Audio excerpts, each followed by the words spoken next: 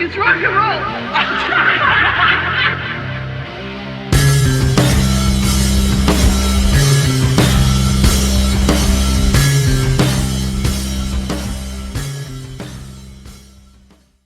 Welcome to the Look It's Rock and Roll podcast. I'm your host, Julian Gill. Today I've got a special guest with me, Joe Bailey from the UK, who's imminently going to be releasing, what is it, your 19th, 20th album, The Devil in the White City, which you've got coming out independently via Bandcamp on March the 4th. Is that correct? That is correct, yes.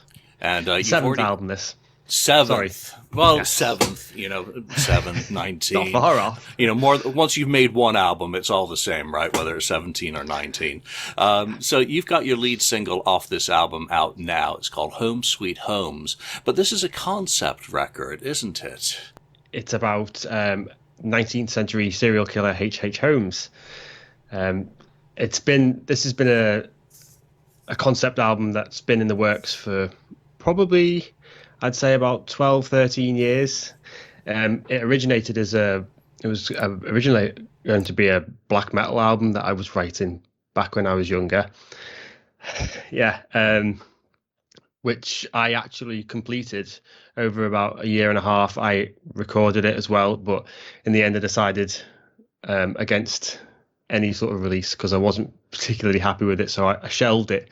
And then here we are, years and years down the line, and I've decided to bring it back to life and give it a different sort of outfit, and it turned out really well. Yeah, so your last album, Ghost, came out last year, and we spoke then, and that was my first introduction to you. And the first thing I did after listening to Ghost was go and buy your whole back catalog. It was that good. What made you decide to revisit something that was black metal into what you've executed artistically now for the story? What's the driving point that really made you want to go back and revisit that story and re-envisage it? It was always fascinating to me, the whole H.H. Holmes story, and I know that a lot of it's probably blown out of proportion, partly because of the stuff that he said himself. But as a story, I think it had enough substance for me to create an entire album out of it. Some serial killer stories aren't so dramatic like this one is. So it was an idea that has always been in the back of my head. And once I'd shelved the original idea, I wanted to bring it back, but I knew I had to sort of go down a route that was true to the music that I was making now. But I knew that had to be dark and slightly heavier than usual. So I pulled out some new tricks and added them to my current tricks. Wanted to sort of capture a sort of dark prog, and I think I managed it. I think you did as well. Going from the black metal into a more progressive way of presenting the story is quite an interesting dynamic to the listener. Obviously some stories, when you're talking about, based on a serial killer, tend themselves towards a black metal interpretation. I think it's more of an intellectual endeavor to transpose that into a more proggy sound. How do you get those textures? How do you get those elements that give the dynamic tension? And that's one of the recurring themes of your music on this album, before we get into the songs themselves, is that you've got a lot of musical representations of stress and strain and panic and fear and emotions that are represented very well musically. How much of a challenge is that for you as a musician, or is that something that comes more naturally when you're writing this music? It's definitely something that comes naturally. I think sometimes it'll be a complete accident. Sometimes like music will portray a certain feeling or something that I wasn't actually intending to go for, and then it just sort of pans out that way. But I suppose with this album, it was it was different because the lyrics were written first, because I knew I had this story to tell, and I knew I had to tell it in a certain order. So I knew I had to have everything in order so that I could then write the music to go with the lyrics, so I could tell the whole story and not miss any bits. I realized that I haven't been able to tell the entire story because that would have taken me probably about 3 or 4 discs, but the concept is perfect for this album, and I think I've told the story well enough within the music, if that makes sense. No, it does. It does, and Yeah. I guess as a musician trying to explain that to a listener, it's a very challenging thing to express how you've done so. How do you approach the songs on an album such as this? Obviously, you start with a story. Yeah. Do you break it down into the songs at that point, or do you start with the first one and let them build on top and take you through? How does that creative process work when creating a concept album such as this? Yeah, so I had pages and pages of notes. I had the story, the whole story from the beginning of his life, sort of childhood and teenage years, and I had it mapped out up until the very end, and then I sort of counted roughly how many songs there would be in order to tell the story adequately, and basically I had little bullet points for each song and what part of his life I would tell, and then the lyrics would be written based on that bullet point, and then afterwards, once, because I wrote all of the lyrics first, the whole album, and then I wrote all of the music to accompany each set of lyrics, which was an interesting approach because it's not something I would normally do. I always write the music first and then have the lyrics to go with it. So it was interesting, especially once I'd written lyrics. I then had vocal melodies in my mind without any music, so I then could put music behind vocal melodies that I'd written in my mind. So it was really, I could come up with some chord progressions that I wouldn't have normally chosen to put towards those melodies. And I think that comes back to what I mentioned earlier about some of your interesting vocal phrasings. When you write the lyrics first and you don't have the sets, a track to test those lyrics out against, it's a very interesting creative process. That must be incredibly challenging, but also very rewarding artistically when you bring it all together and you're listening to the final piece. You decided to start off this album with an instrumental. So it's a chicken and an egg sort of question. What makes you decide to start an album with an instrumental? Is it an artistic element to set the tone, set the atmosphere, and kind of set it up? And when does that decision occur in the process, at the beginning? Or is it an epiphany that you have later on that you say, I need something to set up this first song? So it was always, I was always going to put an instrumental at the beginning and the end before I'd even started writing the album properly. It was even the same way back when the album was a black metal album. I was going to have instrumentals. The whole idea behind writing an album about a serial killer kind of was inspired by my favorite band, Cradle of Filth, who have done a couple of albums about serial killers, and it's kind of a similar sort of way of storytelling to the way they did it on their previous albums. Like you said, having an instrumental at the beginning, I think sets the mood. It's sort of strapping, and it kicks in with origin as well. So that's it. It kind of like builds up and then it sort of explodes onto the first track. Yeah, so let's talk about that first track, Origin. How fast is that drum beat? First of all, that was the immediate thing. It was almost panic-inducing in some ways. Yeah, that was what I wanted to go for. I wanted to have a really sort of brutal introduction to the album, because I think the story needs that sort of panicky feeling, sort of brutal attack. So yeah, I wanted to make it kick in like that, and I think that the drums generally on this album are very sort of fast paced and lots of double kicks and stuff. I knew I wanted to do that because I wanted to take a slightly heavier and more metal approach. So that would be why the drums are so erratic. Yeah, well, not erratic because that's almost discordant, but they are fast and driving. And I mean, when we talk about triplets, whatever comes up, what's the next step from triplets? Because there are some that are really machine gun, but not machine gun drumming, but very, very fast, very rapid. I like the vocal contrast that you've done between this song and the style of your singing and your previous albums. It's like you've worked on characterization to be different, not only different emotions, but different characters within this story. And also the time changes, the keys, the synths, lots of atmosphere. But I mean, one of the first reactions to this, other than the panic from the drums, was it was very Matrixy.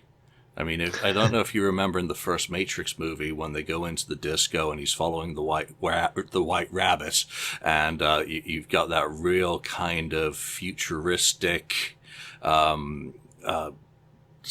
disco feel. What are you trying to present musically on this song, and where does it represent the story? It wasn't conscious decision to go with the story, but I knew that I wanted this to be a song with very heavy synth sounds in it, sort of like kind of like really hard synthesizers that have like very wide panning. Like at some points in this song, I've got 3 or 4 different bass synthesizers all kicking in at the same time. That was horrendous to mix, getting that down, but it needed that sort of almost sub bass going on, and it was kind of inspired by Frost.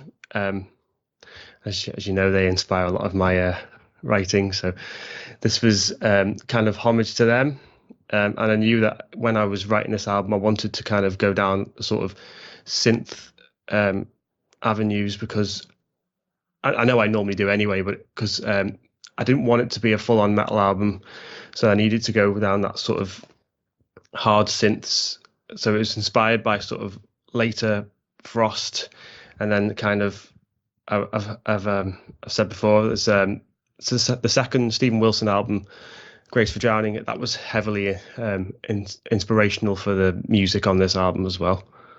Right, but it does a great job of setting all the tones, and building a wave with all those different, synth elements coming together. So I think in that case, you've done a fantastic job mixing all those elements, because it becomes a single wave, but one with all these little nuances for the listener. And again, I only describe my reactions as a listener, not breaking it down into the technical details, because I don't have those capabilities. Explain White Coats in a Box Under Your Bed.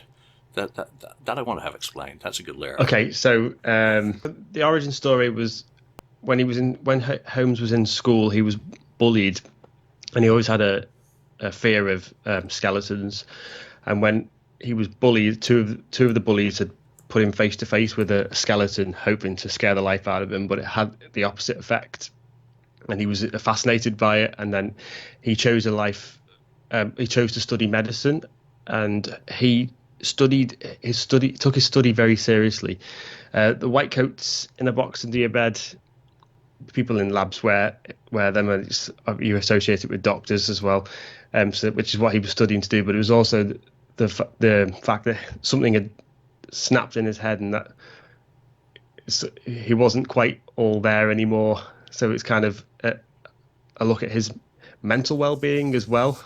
Yeah, I think in the box under your bed, it's just that lyric itself, regardless of how it's explained, it's just it's a very, very important lyric in some ways. It says a lot in a very simple sentence, is kind of my point. Moving on to the Fruitful Dead. That's probably my favorite song, by the way, at this point. Okay. It's the beginning of this song. Again, we're coming back to the synths that you've talked about, and setting textures and atmosphere. But it's beautiful. How is that constructed? The beginning, almost the rain pattern or pattern. It's very well. I don't know how to really describe it. It sounds horrendously complex. Um, it's not as complex as it sounds. I don't think so. That little drum beat was like it was a pre-made drum beat that I then added a little like a sub beat to the bottom of it, and then I added an arpeggiator that slowly fades in. It was something I was just playing around with. I was just adding little bits to it, fading bits in, and like I mentioned Stephen Wilson before, those big hard synth sounds that kick in as well. They're from one of his sample libraries that he develops called Ghostwriter. It's got loads of Stephen Wilson sounds on it. So that's kind of once I'd found that those sounds, it kind of paved the way for what the rest of the build up for that opening section would be. Like you said, that pitter patter sound, and then I wanted to obviously kick it in straight into the chorus. And when I wrote the lyrics as well, it was strange how the chorus lyrics ended up being in a 7/8 setting, even though when I was writing the lyrics, I don't think that was what I was feeling, but it just worked. That's art, right? Yeah, I'm not too sure I like Red Wonderlands. That's getting a little bit. Adventures in Red Wonderlands does kind of evoke certain images where I don't want to go, since I'm not a Jeffrey Dahmer. But this has all the elements that I really enjoy of your style. And it's actually one that I said, that's very Joe Bailey-ish. Number one, vocabulary. And we talked about that on your previous release. You have a very interesting use of your vocabulary, which I find absolutely splendid. But more importantly, and this comes back to you talking about the challenges of writing the lyrics first and then the music, is your ability to weave a vocal melody out of what I perceive to be a complex vocal phrasing. Getting those lyrics that you've written to sound good to the music is incredible. So kudos to you. How much of a challenge is it for you when you do a lyric first and then try and put the music to it? It's strangely not that challenging. In fact, I'd almost say it's easier to write the music that way, because I've got an ending in sight. It kind of maps out the music for me. Whereas when I'm writing music first, I just carry on writing until I come to like a natural halt, and then sometimes when I write music first, there's not even really much of a structure to it, and then I have to do a lot of editing so I can make a song out of it. Whereas when the lyrics are done first, the structure's there, and I've always liked writing lyrics that have big words and things like that, because it just tells a story better. Instead of using the typical English words, I like to branch out a bit, and it's a nice challenge to be able to fit sometimes ridiculous words into short spaces. I think it's just a bit different. Yeah, I love hearing words in a song that I may use once a decade. Exactly. It's sort of that sort of thing. Or one that I have to then grab the dictionary and make sure that I haven't used that word in so long. I've got to make sure I'm remembering the correct usage and how it's fitting in here. That just makes me smile. So that's one of my guilty pleasures. I guess Dr. Death is a very appropriate title for a song on an album about Holmes. And I love the intro sequence into this one. Again, it's very complex to my ear, and I'm sure you say, "Oh, it was a doddle." It's well structured, but also, most importantly, when we're talking about complexity and structure, it's purposeful. But again, we come back to your fantastic vocal on a song like Dr. Death. Is it challenging to get that voice, or do you already know what your voice is going to be on these songs? I don't. There's never any plan vocally. I don't think. I think I just get the lyrics up and I just belt until I've got a vocal take that I'm pleased with. Of all of the structure and of the composition, the thing that gets the least build up for me is the vocal. It takes me a long time to get into a zone where my vocals are sounding brilliant. So sometimes it's endless takes.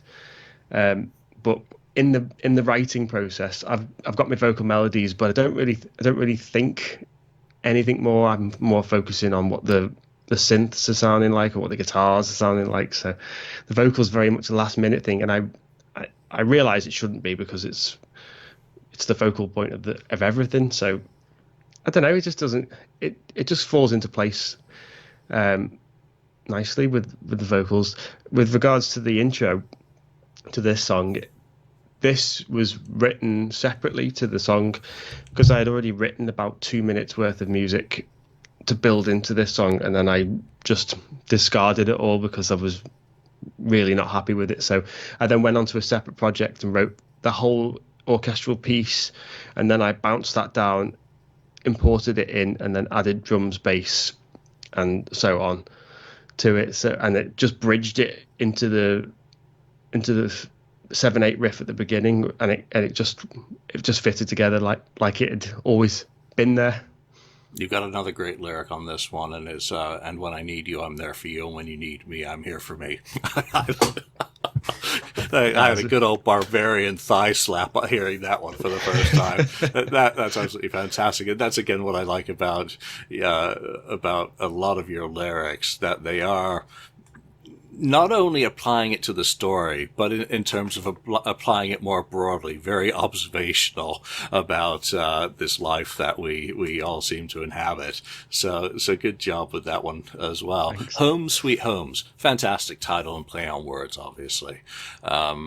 Beautiful piano or keys, whatever you're using, and again, great lyrical wordplay going on. But that breakdown section is absolutely fantastic, marvelous, just perfection. As is, we get a bit more obvious guitars on this one, in the solo. So, talk a little bit about guitars and their role on this album versus the synths. So I think the guitars, as the album progresses, I think the guitars become more prominent. So I know there's a few little parts in the Fruitful Dead where I'm playing guitar solos, but I think later on, I was right. Well, to be honest, I wrote the majority of this album on the guitar, which is something I wouldn't normally do. I normally write it on the computer or with my piano in front of me, but this time I wrote it all on the guitar because I already had the vocal melodies sort of down, so it was kind of easier for me to sing and play the guitar, and then come up with the music that way. Yeah. So, and then I just, as I suppose, as the story gets a bit more darker and a bit more sort of urgent, I think the guitars kind of needed to come in a bit more, and I think it takes a heavier turn from the sort of the end of, well, the breakdown of Holmes Sweet Holmes, and then from the next track onwards it gets heavier and heavier because it is, like I said, it's more urgent in the story it's telling. Yeah, I mean, Disappearing Today, we kind of get into blast drums at some points, which really does kind of induce the panic. But I don't know if I'm getting everything out of that track that I should be. I got to read the lyrics again on that one. But it's the grandest track on the album. It's epic, not only in length, but you've got time changes, you've got different constructions, the lyrics. I think it's best you explain where it sits within the work, Okay. on the whole. So this is my favorite track on the album. It's one of my favorite tracks I've ever written. I tried to cram a lot of the story into this one song because of when I got to this point, after I'd looked at my map, there's bits that I should have added in certain songs previous, but I was too happy with them to change them.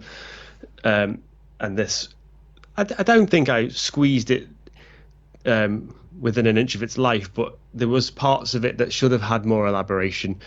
But I don't know, this song, it ended up so perfect that I'm not going to lose any sleep over the bits that I may have missed.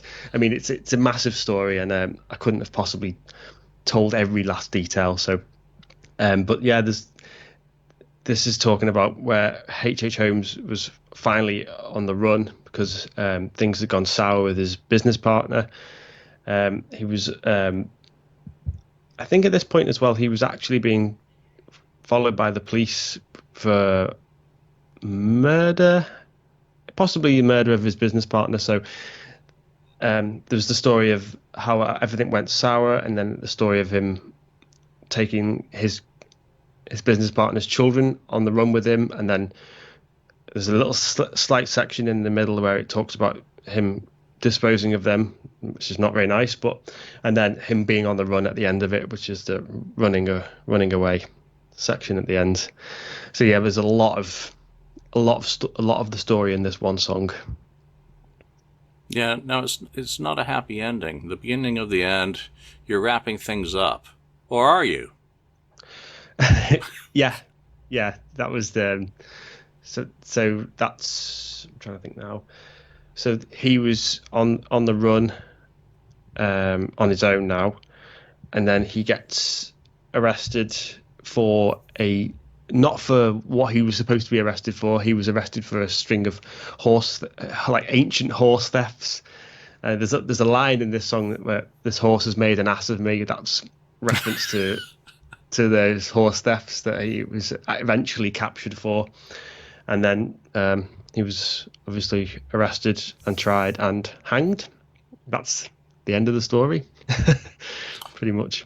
Yeah, except for all the open questions, because he was only convicted, I think, of one definitive murder, and he confessed to a whole bunch, but he also confessed to some that turned out to still be alive, and there were a whole lot of questions. There are assumptions that he did kill the children, most certainly, and probably quite a few other people. So, in terms of the an American mass murder story is a little bit different than an English one. So what led you to go the route of Holmes and the American one versus some of our English stories of similar sorts of characters throughout history?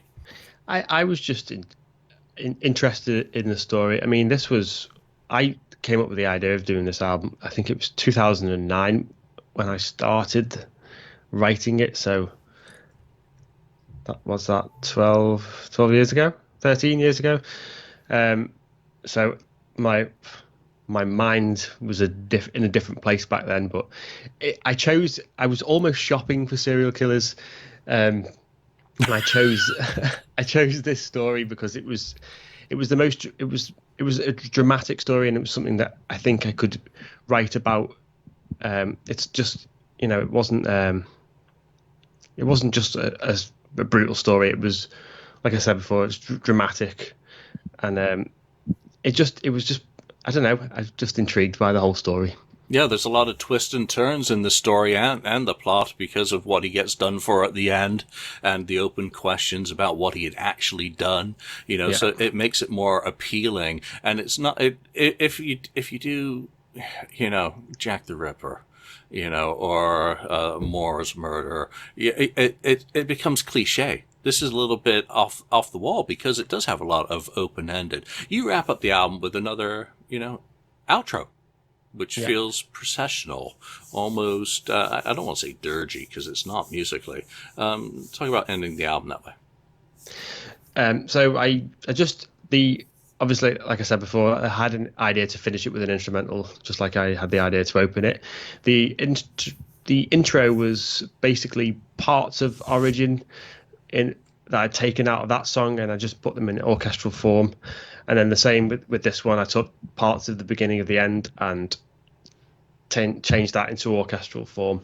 I didn't want them to be too long or too overdone. I just wanted it to be a minute or so of just like sort of let's take a breather. That's the end of the album, and just sort of, I don't know. It just ends it nicely. And the name of it, The Ignominious Death of a Murderer, was actually the very last line in his memoir that he wrote. That's where I got that name from. Oh, okay, right. Yeah. No, very, very, very good. So, the first single was released, was it a week ago now? And Yeah. I like your mugshot for the cover image on that up on Bandcamp. Well done on that. The album is out on 4th of March. Correct, yeah. That'll be... sorry, go on. No, go ahead. That'll be. Okay, so it's out digitally on the 4th of March. Bandcamp is probably the main place to go because it's just the most humane platform, isn't it? And followed by Spotify, iTunes, all the usual suspects. It'll be available for streaming and purchase on them as well.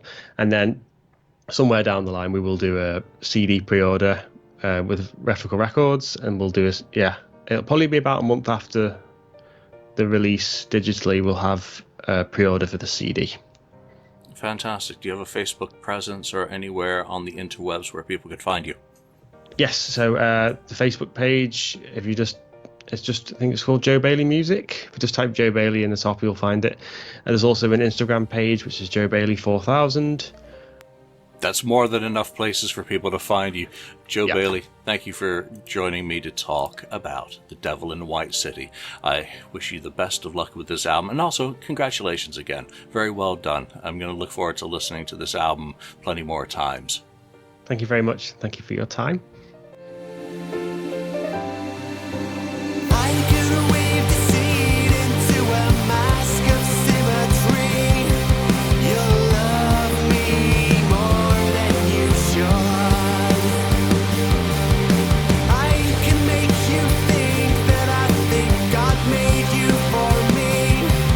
I love me more than you could. I can see it in your eyes. I can feel it in my bones. We were meant to be until we're not meant to be. I think I love you. I think I love loving you.